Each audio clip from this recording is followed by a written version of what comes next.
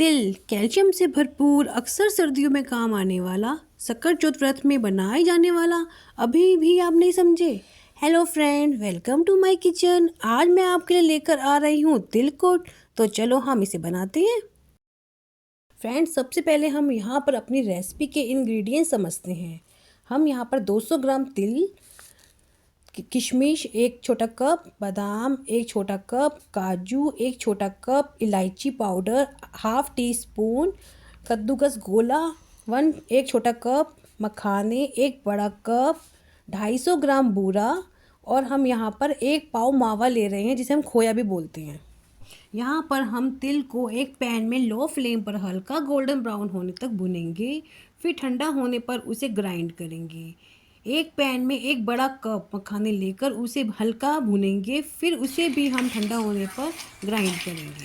पिसे हुए तिल में पिसे हुए मखाने मिक्स करेंगे।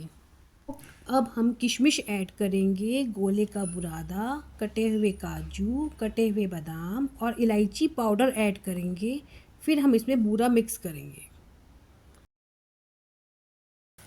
एक कढ़ाई में दूध को गाढ़ा होने के लिए हम रख देंगे। जब मावा रेडी हो जाए तो 1 टीस्पून देसी घी डालकर उसे ठंडा होने पर उसे भी तिलकुट में हम ऐड कर देंगे। वाओ, खुशबू से महकता हुआ, टेस्ट में भरपूर हमारा तिलकुट बनकर रेडी है और हम इसे साथ में मिलकर खाते हैं। फ्रेंड्स, अगर आपने मेरी वीडियो लाइक, सब्सक्राइब और शेयर नहीं की है तो जल्दी से कर दीजिए। Thank you.